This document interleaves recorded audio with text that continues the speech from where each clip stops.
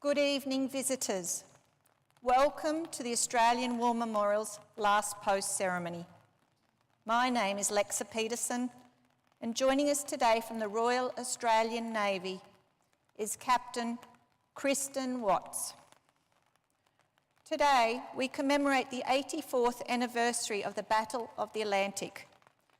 The fight for control of Atlantic sea lanes raged for 6 arduous years, from the earliest days of the Second World War to the final hours of the conflict in Europe.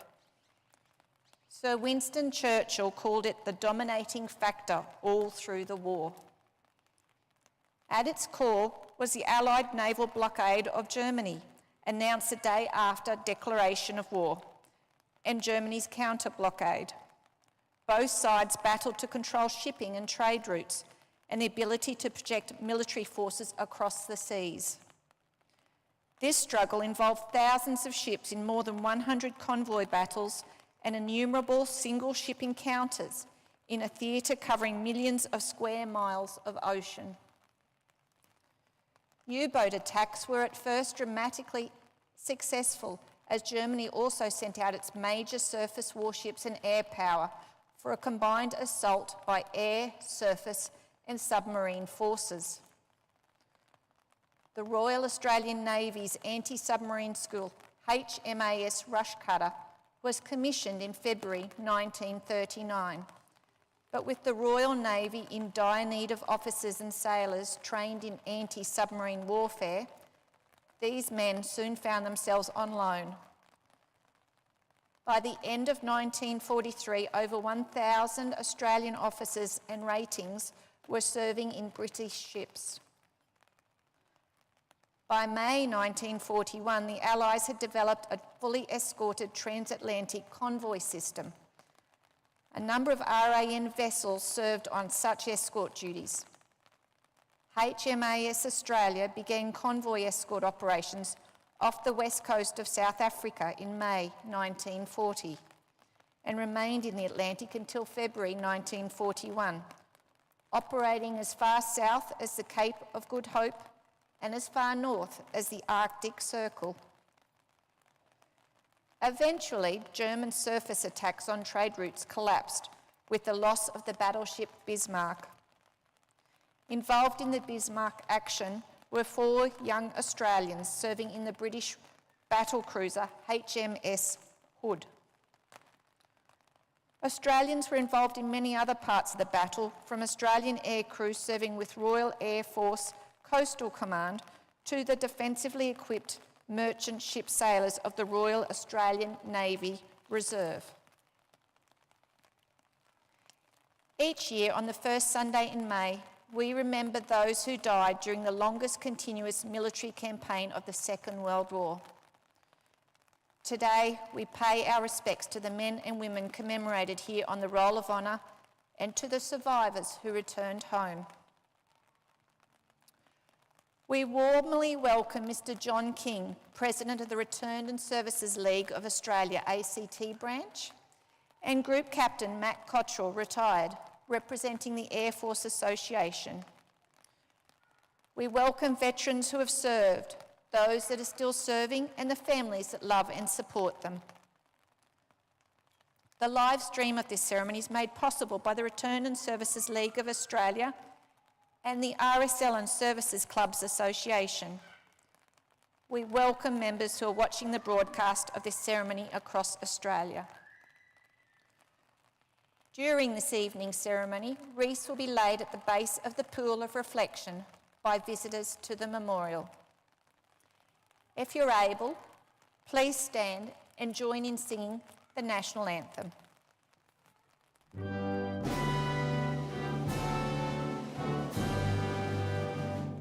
Australians, oh, let us rejoice, for we are one and free.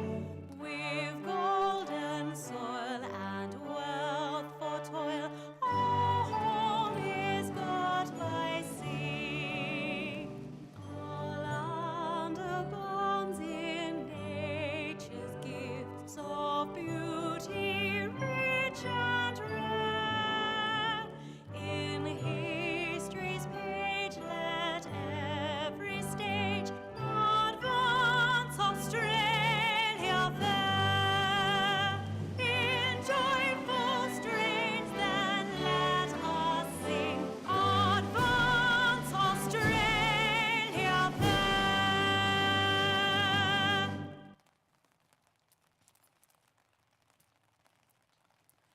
The Australian War Memorial was the vision of Charles Bean, Australia's first World War official historian. Bean landed with the Australian troops on Gallipoli and stayed with them at the front through to the end of the war. The idea of this national memorial and museum came to him at Pozières, France, in the depths of the bloody fighting of 1916. Bean's idea was that this would be a place where family and friends could mourn loved ones buried in faraway places. It would also be a place that could help all Australians understand what these men and women had endured and what they had done for us. Bean's vision, to which we remain true, is best expressed as inscribed in the entrance to the memorial's galleries. Here is their spirit, in the heart of the land they loved, and here we guard the record which they themselves made. Tonight, we will read the story behind just one of those on the Roll of Honour, which lists the names of more than 103,000 men and women who had given their lives for us in war and on operations for more than a century. But first we present a lament, Flowers of the Forest. Wreaths or floral tributes will now be laid at the base of the pool of reflection.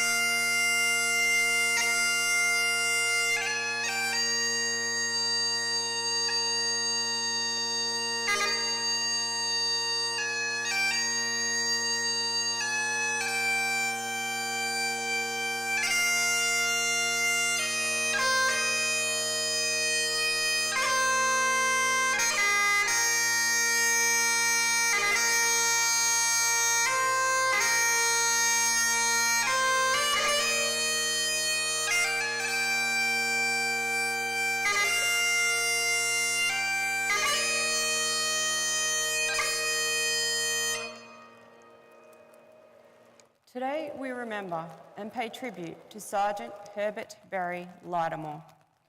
Herbert Lydeamore was born on the 22nd of April 1913 in the Adelaide suburb of Rose Park. Known as Bert, he was one of 9 children born to blacksmith George Lydeamore and his wife Nellie. Bert grew up in Port Pirie and was educated locally. He developed an interest in cars and motorcycles and began working as a truck driver for Adelaide food manufacturers W.H. Moyle & Co. He was also an active member of the Pirie Motorcycle Club, where he gained experience as a rider and a mechanic. Bert Lydeamore enlisted in the Royal Australian Air Force on the 5th of November 1940. He completed a fitters course, technical training and gunnery at different RAAF training schools across Australia. In August of 1941, he embarked for active service from Sydney, sailing on board the troop ship Awatea. Lydeamore arrived in England on the 29th of September 1941 and travelled to Mountbatten in Plymouth, where he joined the ranks of No. 10 Squadron, Royal Australian Air Force. Part of the No. 15 Group of Coastal Command, the squadron was equipped with Sunderland flying boats. Its primary role was to locate and destroy German submarines operating in the Atlantic Ocean and undertake air-sea rescue and transport missions. Lydeamore continued training with his new squadron in England for a number of months. He gained his Air Gunner's badge in May of 1942 and qualified as a flight engineer in August. During the period that followed, Lydeamore served on a variety of operational missions in and around the Bay of Biscay, where the Sunderland crews hunted German submarines moving from bases in occupied France into the Atlantic. Lydeamore continued to accrue hundreds of operational hours into 1943, when the squadron undertook its most intensive period of service. Writing home to his friends in the Pirie Motorcycle Club in July, he noted, "My 2 years away from home are nearly up. I have passed the 600-hour mark and hope to reach 1,000 before I return home. Things have gone well with me so far, thanks in main to my old motorcycle experience. There is still a lot going down, I believe. The U-boat is certainly a slippery customer, but its day of reckoning is coming." On the 1st of August 1943, Lydeamore took off with his crew on a patrol flight over the Atlantic Ocean. Not long into the flight, they observed an enemy submarine and dropped a depth charge to destroy it. Then they approached and opened fire on the sub, which returned fire from the conning tower gun. Lydeamore's Sunderland received a hit to the starboard inner engine and the starboard main tank, but managed to complete the attack. With the aircraft badly damaged, the crew attempted to return to base, but were forced to make a crash landing in the sea in a heavy swell. The Sunderland bounced twice on impact, causing further damage to the hull and causing the depth charges on board to explode. Of the 12-man crew, 6 managed to escape. Flight engineer Bert Lydeamore went down with the wreckage. One of the survivors, Flight Sergeant Cook, wrote to Lydeamore's parents. Bert had only 2 trips to make before finishing his tour of operations. He did a grand job. There was not a thing that he did not know about engines, and he always had his gear up to A1 standard. Really, he was the mainstay of our crew. The last time I saw Bert, he was handing out May Wests, life vests, to the other blokes. There was not really a chance to do anything, for the plane sank almost as soon as it hit the sea. Wing Commander Geoffrey Hartnell, the squadron's commander, noted, "Your son has given sterling service with us, and I was always hearing glowing reports of his work and his efficiency from his captain. This was borne out by the fact that his aircraft was one of the most efficient in the squadron. He had won our respect and was held in high esteem by all of us. We have had a great loss, but it is infinitesimal compared with yours. He has given his life for a great cause, and we who are left can but draw inspiration from his sacrifice." Sergeant Bert Lydeamore's body was never recovered. Today he is commemorated on the Runnymede Memorial in Surrey, England, among more than 20,000 other members of the Allied forces who have no known grave. He was 30 years old. Bert Lydeamore's name is listed on the Roll of Honour on my left, among almost 40,000 Australians who died while serving in the Second World War. A photograph of his name listed on the Runnymede Memorial is displayed today by the Pool of the Reflection. This is but one of the many stories of service and sacrifice told here at the Australian War Memorial. We now remember Sergeant Herbert Barry Lydeamore, who gave his life for us, for our freedoms, and in the hope of a better world.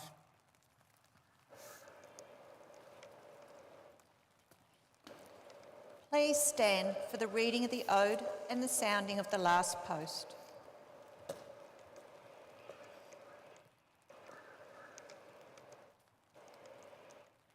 They shall grow not old, as we that are left grow old. Age shall not weary them, nor the years condemn. At the going down of the sun, and in the morning, we will remember them. We will remember.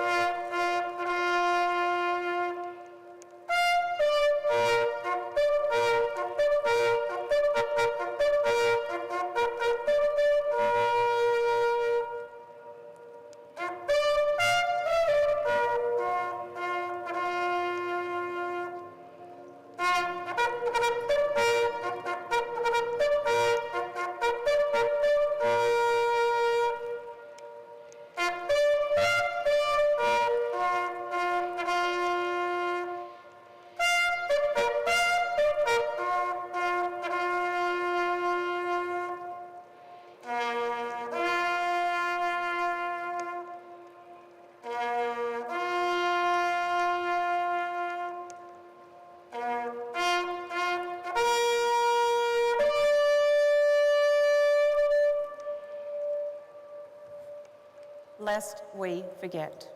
Lest we forget.